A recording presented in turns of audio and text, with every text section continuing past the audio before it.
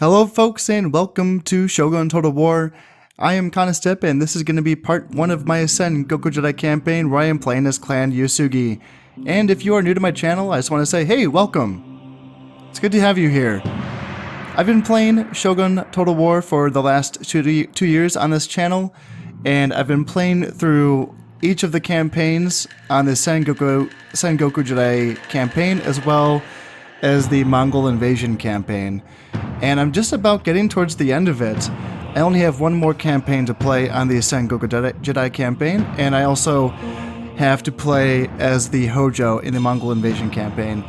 And once that's done, that's it. There is still a few more campaigns I can play around with in this game, of course.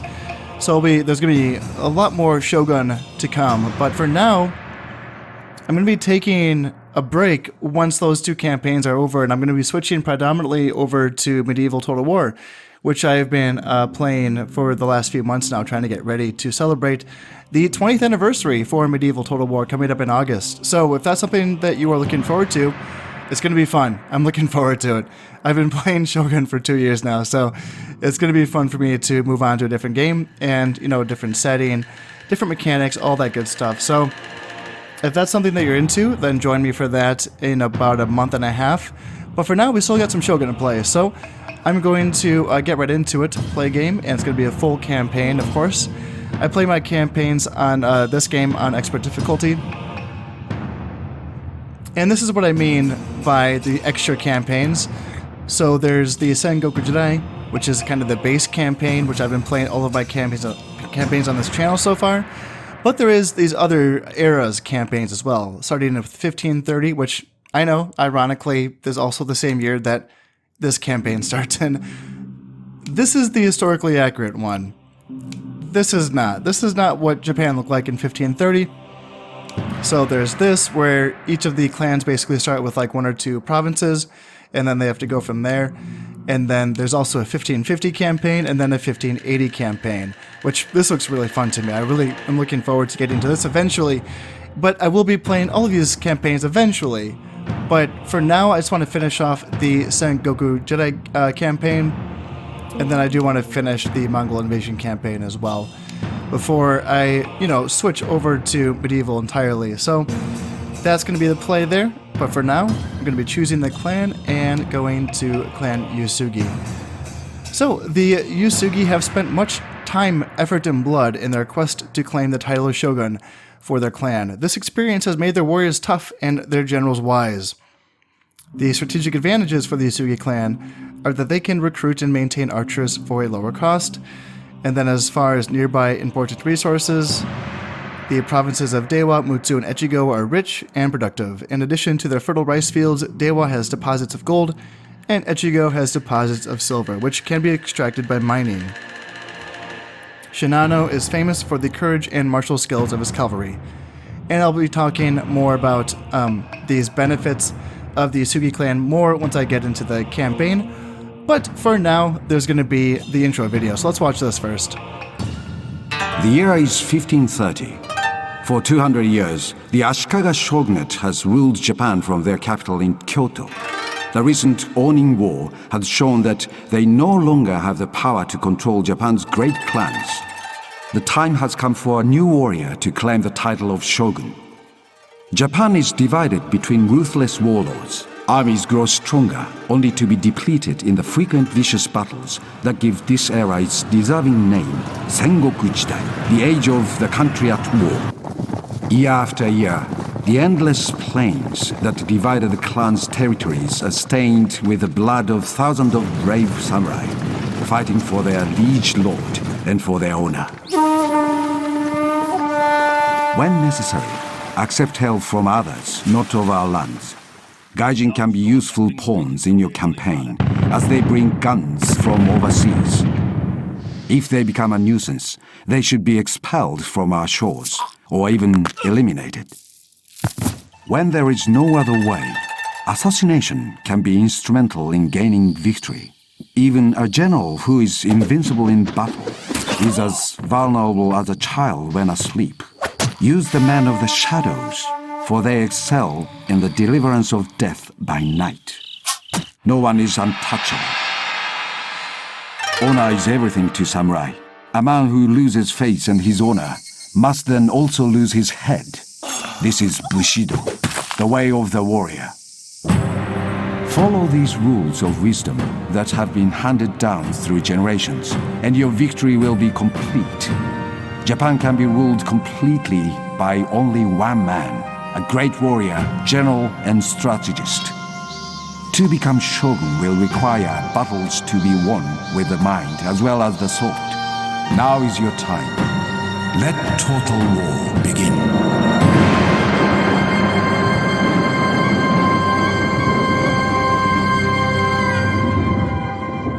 And there we have it. I can't tell you how many times I've watched that video, and it doesn't get old.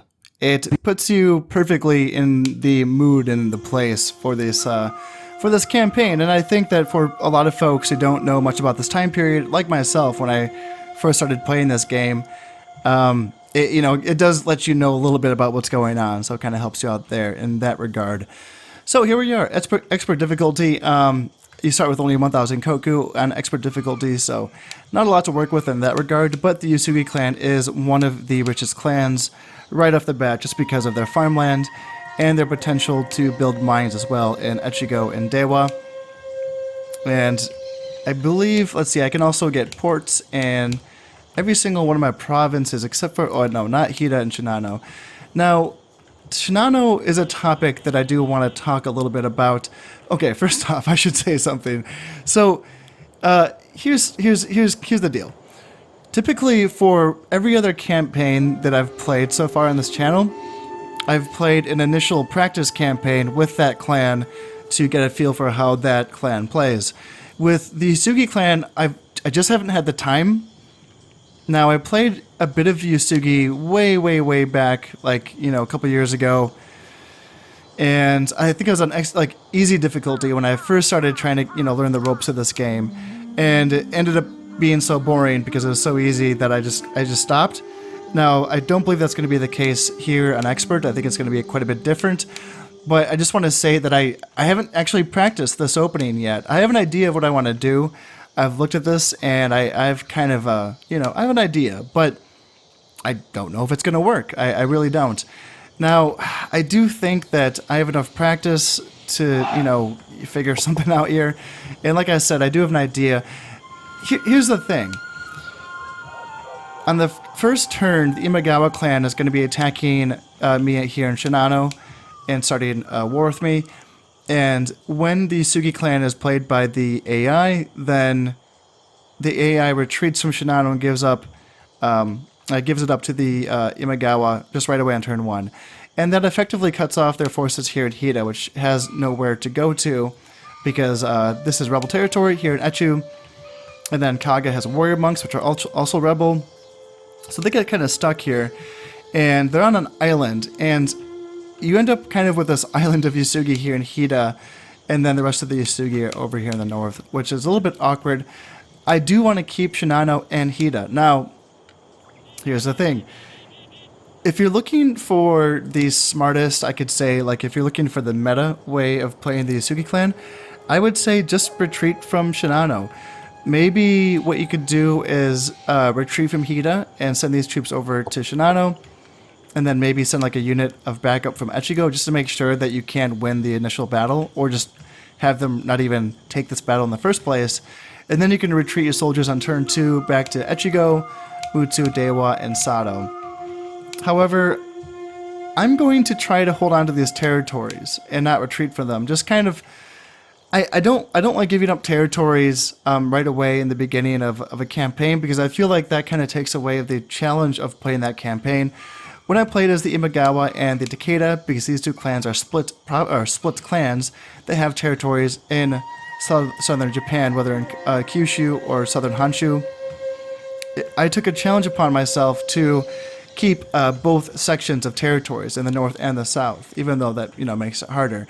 And I want to be doing kind of a similar challenge when I play the Uesugi by holding on to Shinano and Hida. I do think it's possible.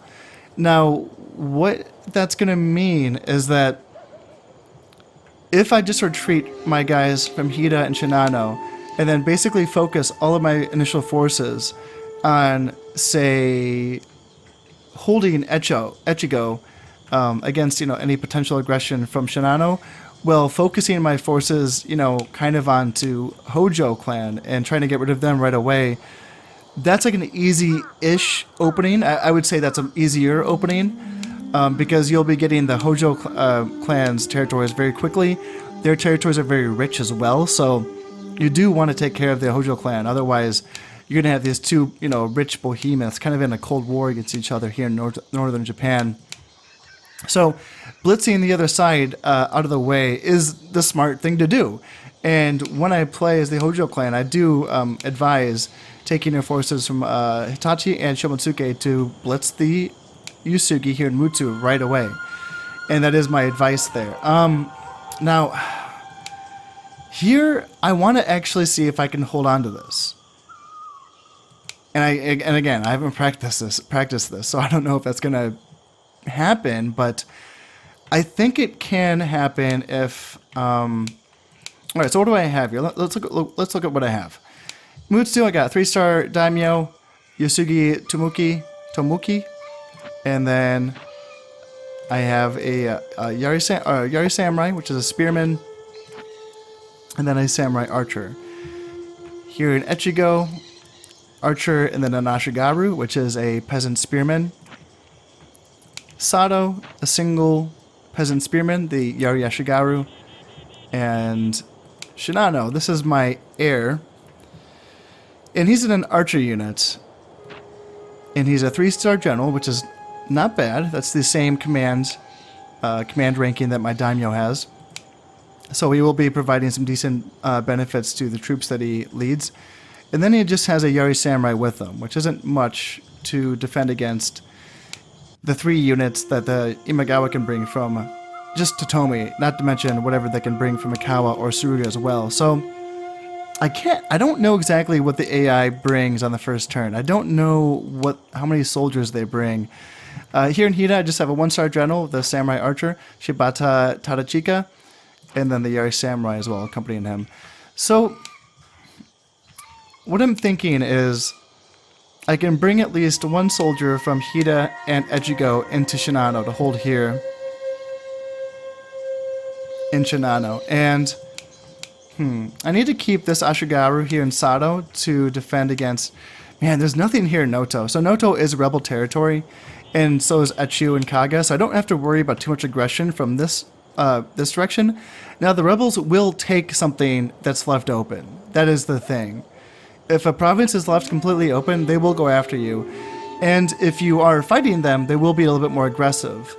And that counts for all of the rebel provinces. If you attack one, they all just gang up on you. But I feel like if I just leave at least 1 unit in a territory defending it, then they're not going to attack. I think that's true. I'm pretty sure that's true. And Echigo, being a river province here, is easier to attack, so they're going to be... The AI is definitely less inclined to attack river provinces because they know how hard it is going to be able to take that. So that's kind of a national defense, is the AI's hesitancy to attack river provinces. So leaving 1 unit in Echigo should be fine. Leaving the presence in Sato should be fine. Then what I want to bring here. So let's see. There's an archer. So if I bring this archer from Echigo, and then bring this spearman from Hida, leaving this archer here in Hida, now I'm going to have 2 archers and 2 spearmen in Shinano, and I'm wondering if that's going to be enough to defend against whatever the Imagawa bring to fight me. I don't know how much they can bring from Suruga and Mikawa, because Mikawa does border Oda territory here, and Suruga borders Takeda territory. So I don't think the Imagawa clan can be bringing too much from these 2 provinces to come fight me in Shinano. They can mostly just focus Totomi, because Totomi only borders, Shinano. So, and I think there's only, I want to say 3 units, and that's including the daimyo, but I'm not positive. I should know this. I did play the Imagawa campaign, but I can't quite remember.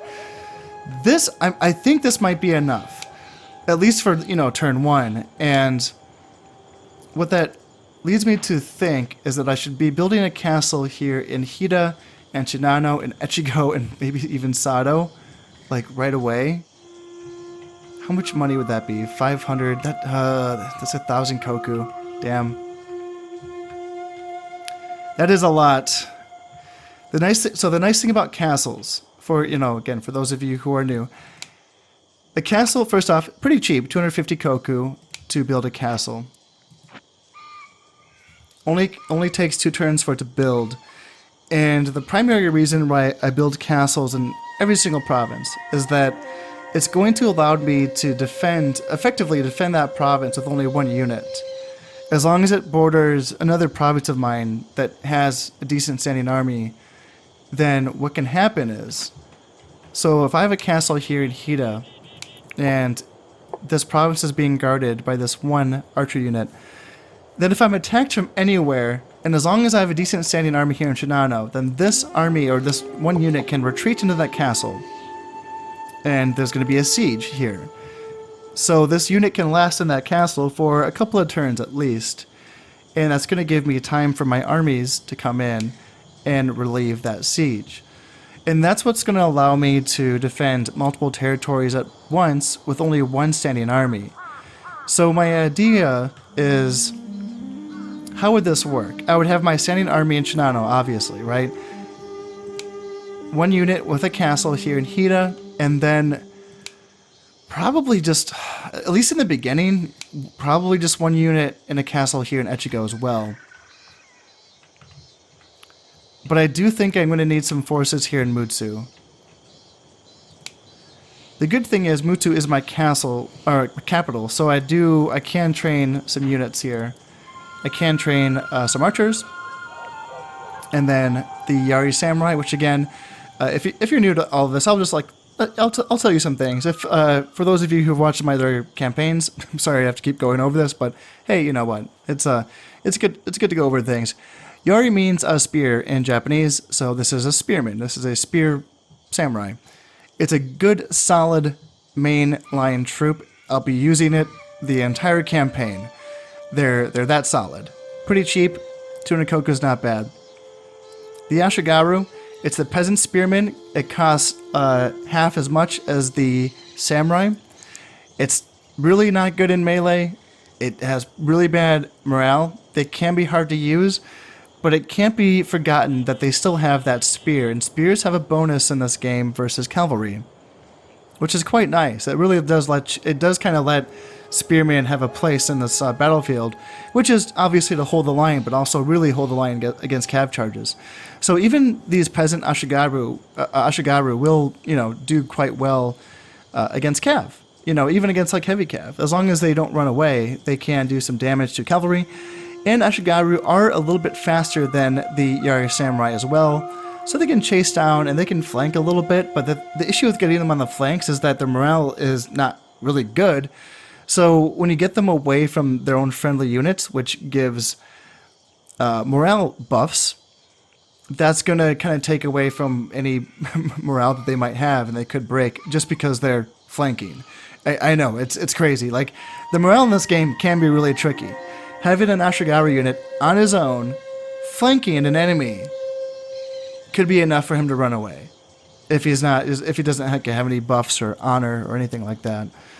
So they can be tough to use for sure, but I still think there's a place for them in this game. I use them quite a bit, and they cost not just half of the recruitment cost of a Yari Samurai, but this is something that the game doesn't tell you here. Is it doesn't tell you the upkeep cost of units, which is really important. I think it's something that you should know, and I think you have to basically go into the game files to find out this information. But I believe most units just cost 1 koku per man for each year. A koku is the currency, but it's also, what it means is a single koku is how much rice it takes to feed a person throughout an entire year. So that makes sense, right? For a 60-man unit of Yari Samurai, it's going to cost 60 koku per year to feed that person. So you're not just paying money or koku to recruit them, you're also paying koku to upkeep them as well, to feed them, of course. Now, peasants, they get the short end of the stick.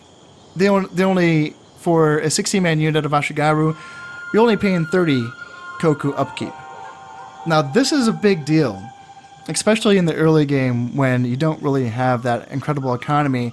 Having Ashigaru, again, not just for the cheap recruitment cost, but for that cheap upkeep cost, does make a big difference. Now, with the Uesugi clan, being that, you know, I am going to be one of the richest clans in the game early on, is that going to matter? And I think it does, just because I don't think in the beginning I'm going to really have time to focus on building up my economy, because I'm going to need 2 standing armies pretty quickly here in Shinano and Mutsu, just to hold the line here against the Imagawa and the Takeda and the Hojo. I think the rebels will leave me alone, and I do also border the Oda clan here as well. I'm pretty sure they're going to leave me alone. They're going to have their hands full with the warrior monk rebels here in central Japan. So the Oda clan I'm not too worried about, but the north is kind of the Wild West here. I mean, it is a rough and tumble place. There's some powerful clans up here that really want to throw their weight around. And the Uesugi clan, while it is powerful, is pretty spread out.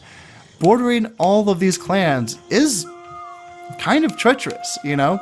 So I think what I'm going to focus on, I do think, alright, so what are we looking at? It's summertime, so I can put my taxes on a very low for now, because I'm only going to be making money off taxes in the fall, which is next turn. So I can go very low and make sure the population loyalty here in Dewa is good. 133% is good, that's fine. And yeah, if we're looking at the money that I'm making, 600 koku base income per year off Mutsu. 400 from Dewa. Sato makes like nothing, 160, it's like nothing. But Echigo is 420, really not bad. Shinano is 340, not bad. And then Hida, 120, that's pretty bad. Hida's so worthless. Like that's the thing. There's like no reason to hang on to Hida. I'm doing this just to do it. There's no reason to hang on to Hida. There's nothing here. It can be defensible, but so is Shinano. Shinano's a nice defensible province.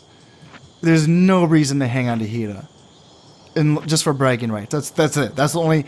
I'm just doing it for role-playing purposes. So if you're looking at this playthrough as a guide, okay. I'll take that as a compliment, but there is definitely smarter ways to play the Uesugi clan, and I suggest, if you just want to win, then I would suggest you do that. Just retreat from Hida. At least do that. Alright, so I do have an emissary here. I think what I would like to do is just start off right off the bat trying to get an alliance with the Hojo clan, because for every alliance that I get, I will be making 250 koku, which isn't a lot, you know, in the mid to late game, but in the early game, 250 koku is not bad. You know, you get alliances with 4 other clans, and then you're making another, you're making 1,000 koku per year just off 4 alliances, and that does go somewhere. So try to get those alliances. The Imagawa clan does start off with ninjas, so hopefully my emissary does not die by ninjas. But if he does die within the first 7 turns, we know why. It's you, Imagawa. I know it's you. So I will be trying to get that alliance with the Hojo clan. I don't intend on going to war with them anytime soon. I just want to really consolidate, hold on to my territories, and build up what I have. So that means that, yes, castle here in Hida, and Shinano, and Echigo, and... yeah, ooh, wait, okay, so I don't need a castle. Okay, so that's 750 koku spent, and I don't need to build a castle. I already have a castle here in Mutsu. So, what do I want to do with my extra? So I have another 250 koku to spend in 2 turns after those castles are being built. And that's enough koku for 2 units of Ashigaru. There we go. Yeah, that's good. Just get those numbers going. Do I have any heirs on the way? Oh, yeah. Okay. Yeah. So 8 years from now, Uesugi Norimasa is going to be of age, so I have to keep an eye on that. And then Uesugi Kenshin is 0 years old, so he's a legend. For those of you who aren't familiar with this time period, Uesugi Kenshin is one of the most legendary samurai generals of all time, and he's one of the only heirs in this game that starts off as a 6-star general, which is that's just crazy. It's crazy. The only other generals that start off as 6 stars is Takeda Shingen, and then Tokugawa Ieyasu for the Imagawa clan.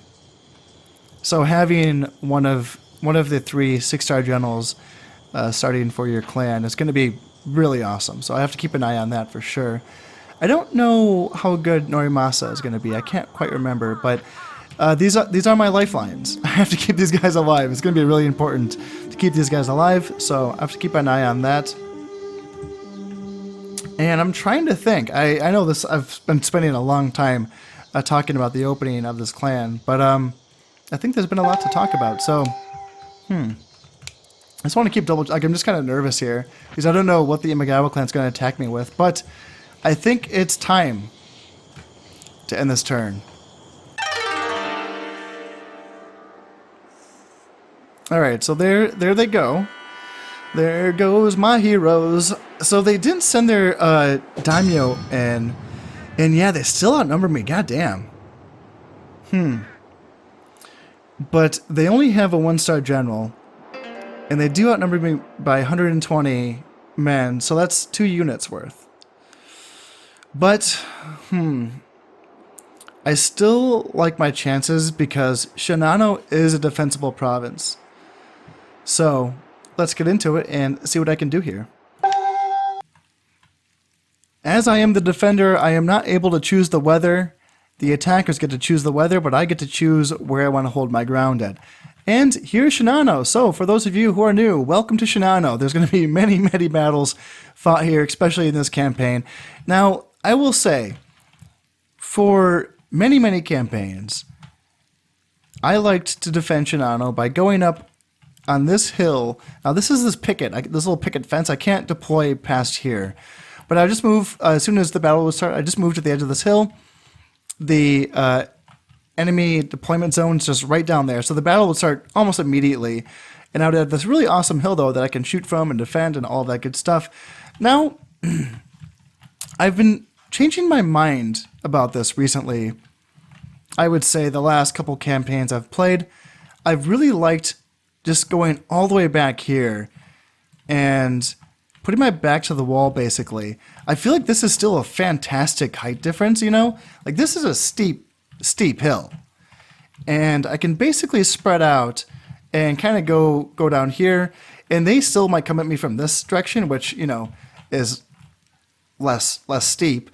But, you know, it's a long ways to travel, and sometimes the enemy will come right at you up this hill as well. Now, I haven't played this battle just like this, you know, with 4 units versus 6. This is going to be new for me. But I've done this. I've won battles with steeper odds before, so I'm not too worried about that. It's going to be curious though. I think that by making them travel the distance of the entire map, they should be a little bit tired by the time they get to me. So I'm going to be counting on that a little bit, and I'm going to be getting my guys formed up and like this kind of, and then like like this kind of. And what I like to do for people that have played this game but then wondered what the heck I just did here, what I like to do is use group formations. I think this is a very fun and easy way to make the battles a lot more playable, I think, in my opinion. And the way that you do it, you group up your guys like normal, you know. So select one, and then hold Control, select the other, and then press G to group them. And then you can make a numbered group by doing a Control Shift and then whatever number you want to make them. So this is going to be group 1, and then group 2 is over here. So I just select the group by pressing Control and then whatever number it is. So Control 1 is these guys, Control 2, these guys. And then the fun thing that I can do is that once a group is selected, the group formations are tied to the keys 1 through 9.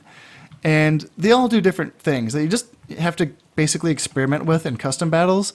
But there's a few basics here. Like, if you press 2, 2 is melee in front, archers in back. If you press 5, that's going to be archers in front, melee in back. Now, because I'm in the pre-battle deployment phase, they just transport it into place. Now, obviously in battle, they're just going to have to walk into place. But it's an easy way of pressing one button, and they switch from archers in front to melee in front. And I keep it pretty simple.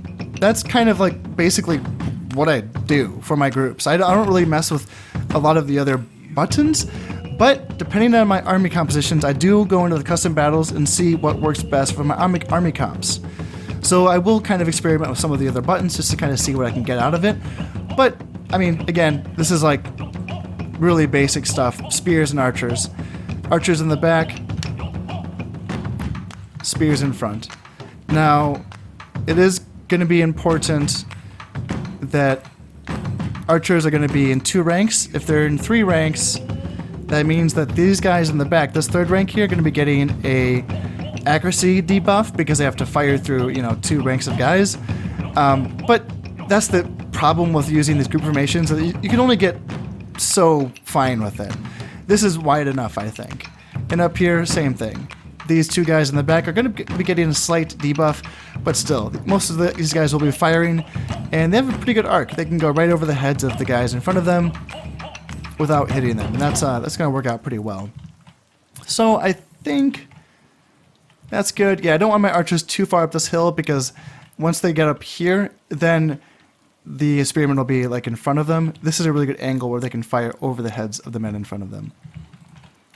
Alright, I think that's enough talking. The enemy is going to be fighting me in the rain. It looks like it's just going to be light rain. It's not going to be heavy rain by the sounds of it. I know it doesn't really show up too much on the screen itself, but I can hear it in my headphones. It's raining slightly, and that is going to diminish the effectiveness of my archers. So let's hope that I can still get some damage done with them. I see they're coming right down the middle, which I like. I like that a lot.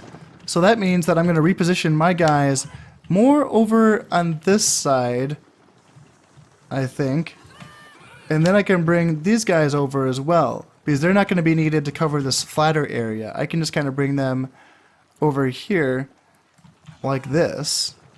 And then maybe bring these guys back down just a little bit so their archers do have a better firing angle. Like that. Alright, I like that look. And what can we see that the enemy has? 2 units of archers. I'm seeing, I think, 3 units of archers. And then 2 units of spearmen. So I must be missing a unit because they have 6. So they have 6 units. So they must have 3 archers and 3 spearmen. Okay, that's going to be tough for sure. I'm not seeing any Ashigaru, and I don't think that the Imagawa clan starts with any Ashigaru. Actually, I think they all have samurai, which is tough to deal with. So we will see. The key is going to be trying to break the general. If I can break that general, that's going to cause a morale hit on the rest of the army, and they should all run away. So that's going to be the key here. Now that the enemy is in range, I do want to start targeting their general to try to put some hurt on him right away. My guys, because I have the height advantage, I will be getting... I can shoot from further with the height advantage. So hopefully this is going to help me get some real big hurt on the enemy quickly here. And yeah, get the general down. Usually once they're down to around 30 men, they will go into loose formation and they'll start taking less casualties. But just because that is the general, yeah, he just only lost 45, or he only lost 15, so he's already down to loose formation. And I think I should probably focus on the general, but honestly, I think I want to focus on one of the units that's not in loose formation, because this is a waste of ammo right now. So let's put some arrows into these guys. My guys, yeah, they're focusing on my general as well. And the reason why I'm not in loose formation is because it does give a morale hit to units that are in loose formation. When they're in loose formation, they're going to go down to -2 morale.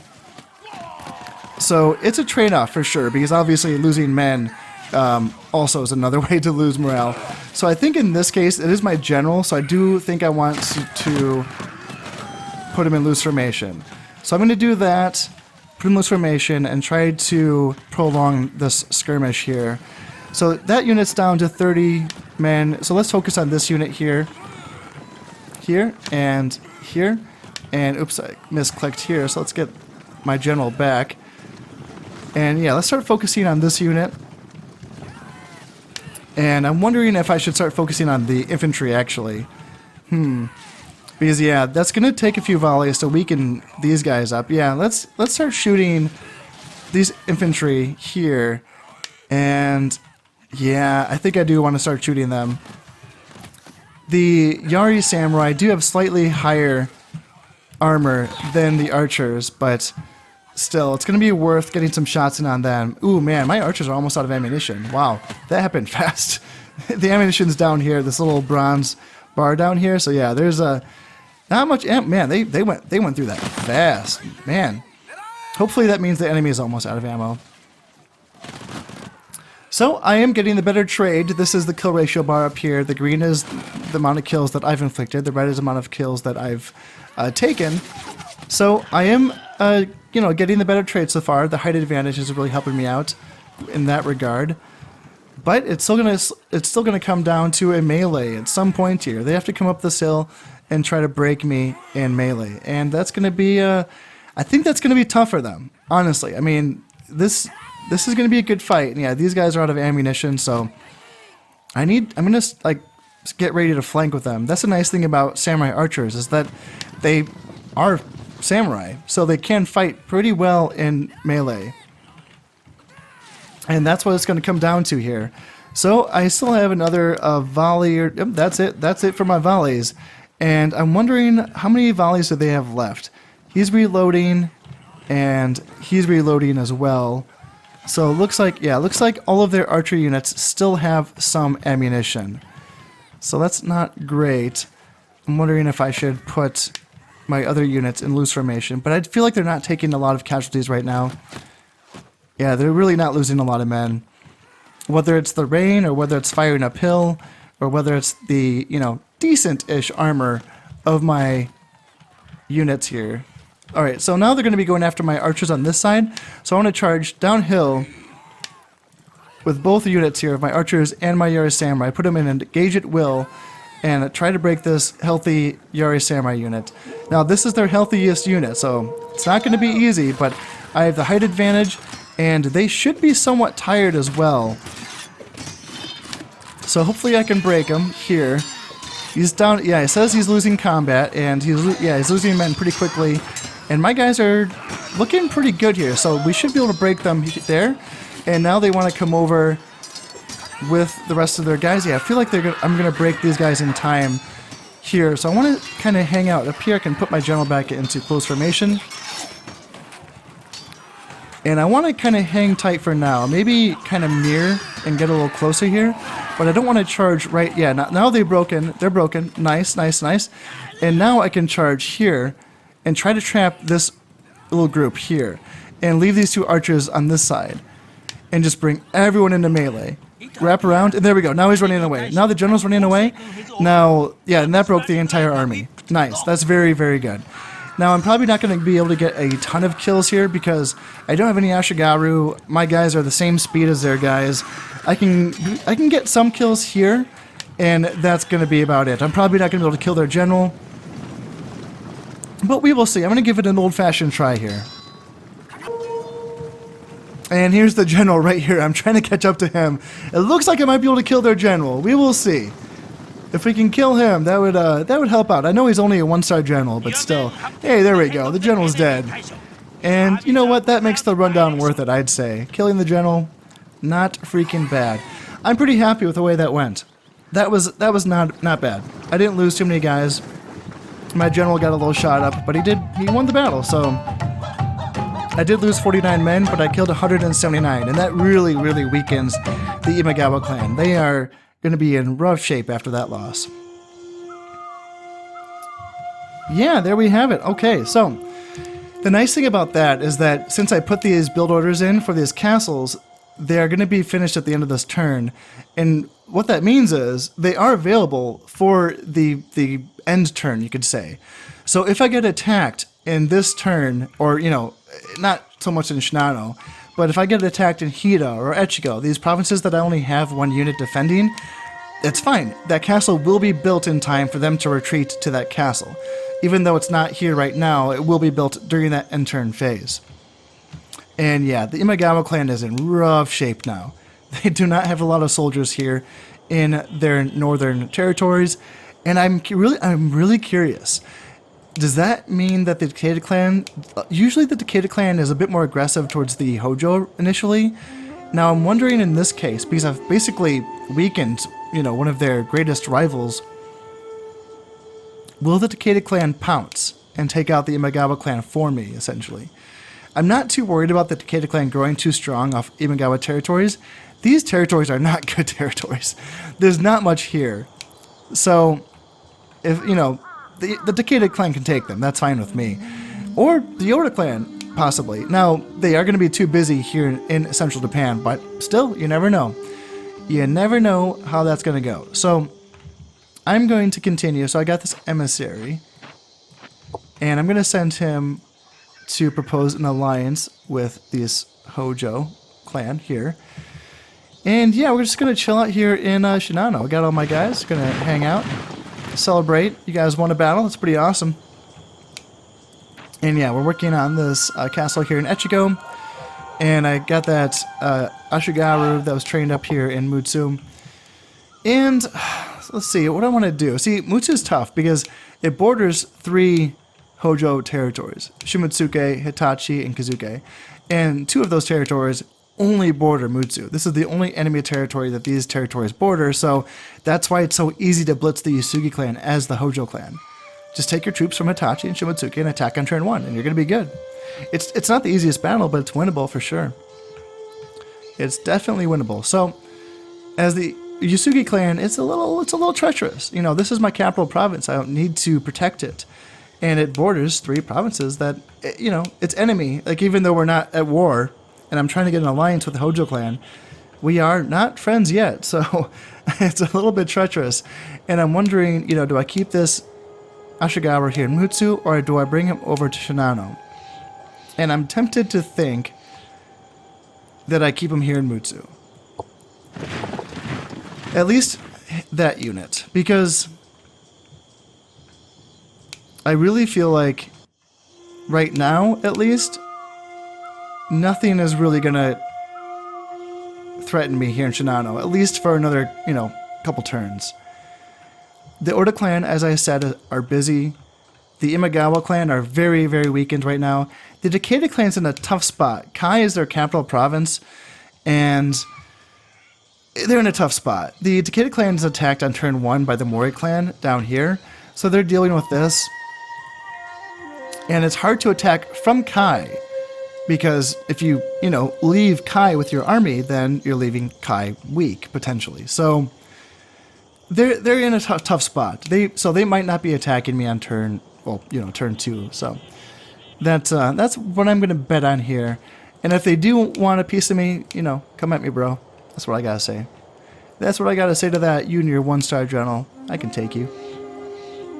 So I think I can hold out at least until I can get like a spear dojo going up here in Shinano, and I can start training up my own Ashigaru and my own soldiers here. I think I can hold out at least until then. That's going to be the idea there. But I can train up another Ashigaru here. I have the money for 1 more Ashigaru here in Mutsu. And let's see if I can pump these taxes up. So autumn is the only season where it's worth putting the taxes higher. Because this is the only season where you know, people, what's it, harvest? Yeah, that's that's the only season where you harvest the food, the rice and all that stuff. So you can tell I'm not a farmer. Punitive. Let's see if I can do punitive. Oh, look at that. Punitive and everyone's fine. So in Shogun, yellow is still good enough. Yellow is still higher than 100%.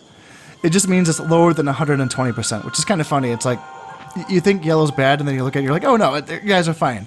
117% population loyalty is totally fine. And then everyone else is fine. So this is just so nice. This is just so nice. Other clans are not like this. Other clans, you're like, turn two, you're like, oh god, everyone's mad. I need to put the taxes down. But as the Uesugi clan, I should make some money. I got some good farms here, so fingers crossed that I can actually get a good harvest. That would be nice. I just want to double check, make sure everything is good. I'm looking at making a profit of 17. Oh man, that is so nice. If this is what I make, if I make 1,700, oh god, that's just so much. That's so much money. God. Oh man, that's so much money. All right, yeah. I think I'm good. I think everything else, there's nothing else for me to do here. I'm just stalling. 1,200. Okay, interesting. I don't know where the other 500 went, but 1,200 is fine. 1,200. I can work with 1,200. That's fine. Maybe I had a poor harvest. The castles are finished here in Hida, and Shinano, and Echigo.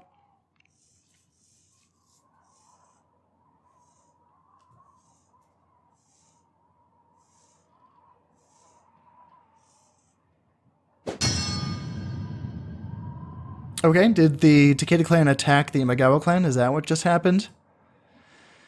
Yes, so the Hojo clan has accepted my offer of an alliance. He advises me that his borders remain guarded by strong fortifications, which, being immovable, pose no threat to you. that's actually pretty funny. Yeah, okay, poor harvest. So that explains why my crop harvest was lower than 1,700. It's decreased by 25%. And that is a reason why in expert difficulty, you're essentially trained to rely less on farming, harvests, and more so on trade and port income, and mine income is wonderful, and Christianity. If you do want to go that route, you can start trading with the Portuguese. And you can also get a lot of money from churches as well. And for those of you, again, who are new to my channel or new to the game, if you're looking for the best way to grow your economy, it's through Christianity. Say yes to the Portuguese. Say yes to them. And build those Portuguese trading posts and build those churches. And you're going to be making so much money. So much money. And the nice thing about it is that income is fixed. It doesn't depend on anything else. So in expert difficulty, you're going to be getting more poor harvests than you are going to be getting good harvests. The good harvest is an increase. It's a 25% increase to your base. Whereas an average is where I would have made that 1,700. So in this case, poor harvest down 25%, only making 1,200. And there's going to be more of these. That's going to be the thing. So you learn to rely less on your farming income as when you're playing on this difficulty level. It is winter, so I can bring those taxes all the way down to very low. Make sure everyone's happy. And everyone's happy. That's looking beautiful. Now, the Imagawa clan have an emissary in Shinano. That's interesting. I wonder why. Yeah, so the Takeda clan just went for it. And they took Saruga right away off the Imagawa clan. They're in trouble. The Imagawa clan's in trouble for sure. And so I got that alliance with the Hojo clan. That is amazing because now, yeah, alliance income making 250 koku just off the Hojo clan. So I'm going to go over to Takeda territory.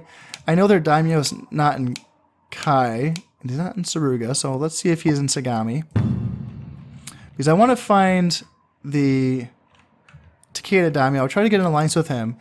The Takeda clan, so the neat thing about this game is that the daimyos all have different personalities, essentially. So if we look at, because I just had a spy in this territory, I can look at this little personality paragraph about the Hojo daimyo, Hojo Ujitsuna. This is the daimyo and his, oh no, wait, that's not that, that's the wrong thing. This is the one. Diplomacy and stealth backed up by unassailable fortifications are this daimyo's main strategies. He prefers to let a foe exhaust himself against his castle walls before taking the battle to him. It makes him more trustworthy than most, but still a difficult foe to defeat.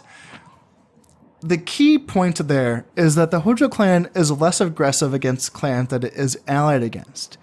It knows that it has good, wealthy territory, and it also has a discount to building castles.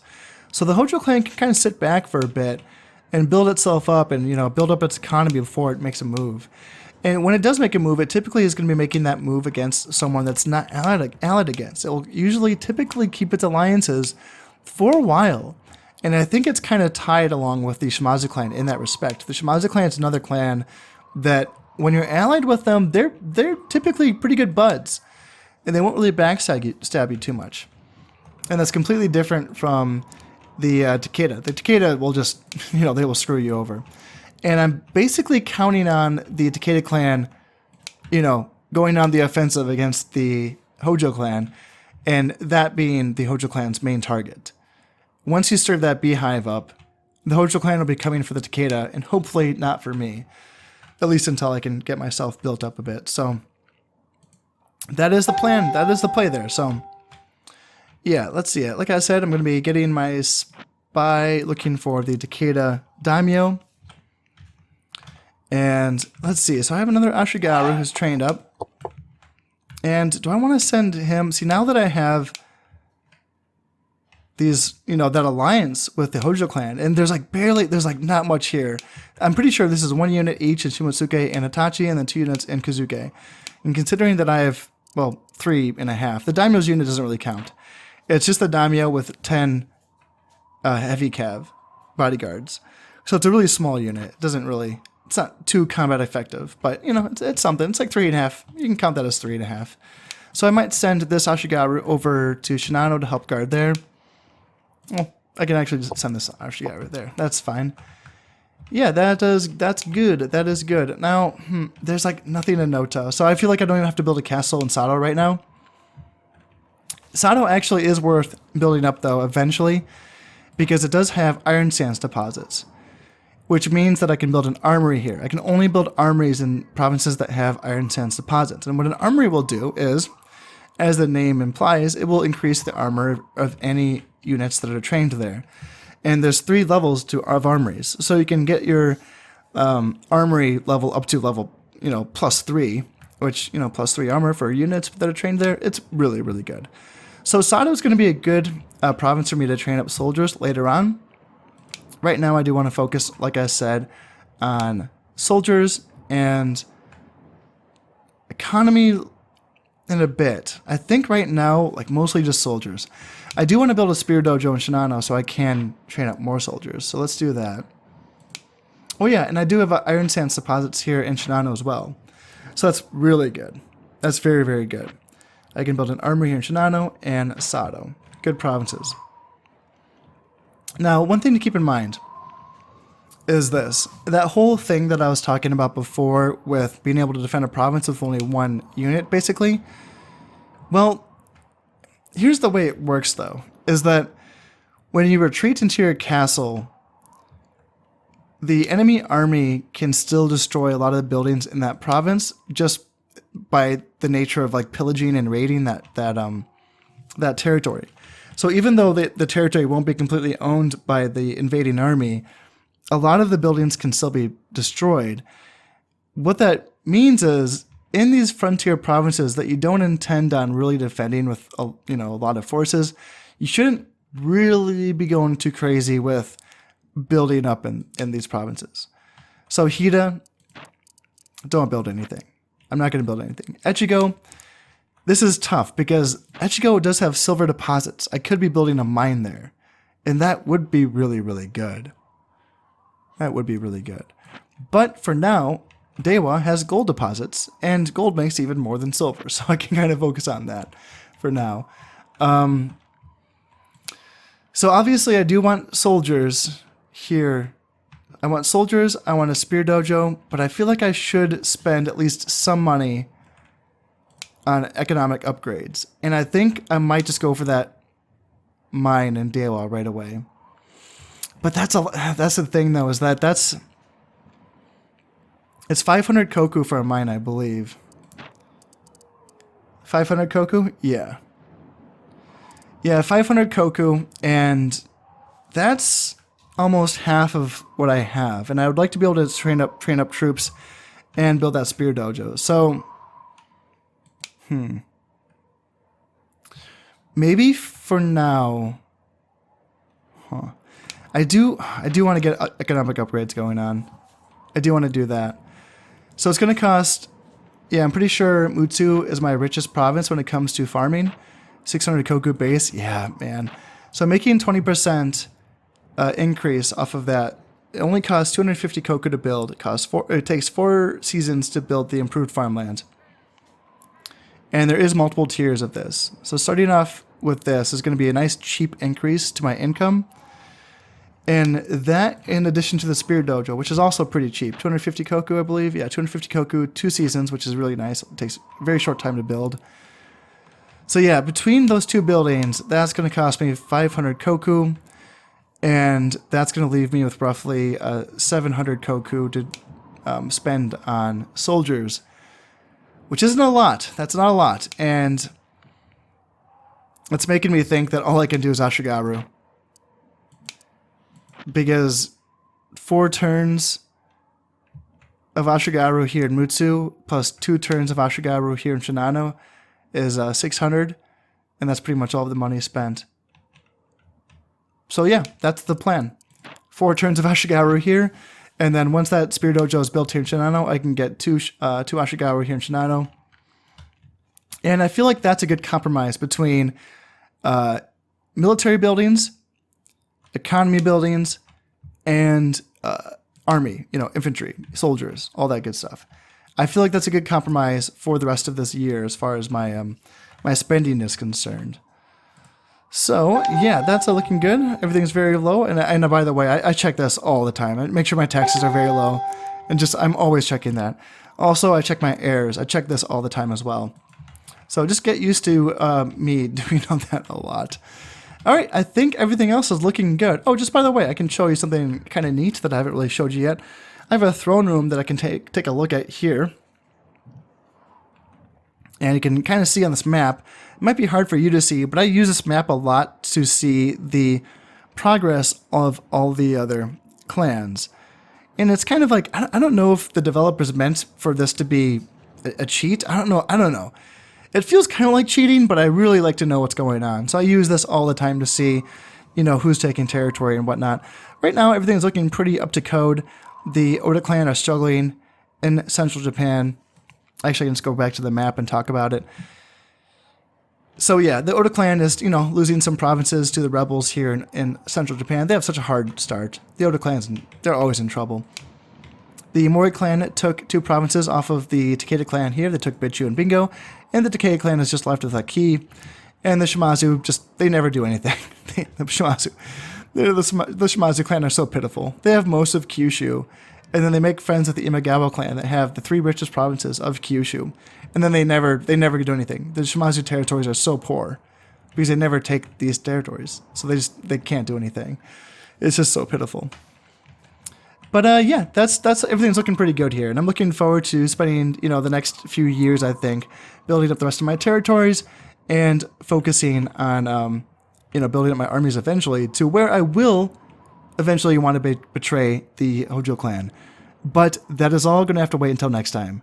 As always, I hope you've enjoyed this episode, and thank you very much for watching. I've been Kanasep, and this has been Shogun Total War. Thank you very much, and goodbye.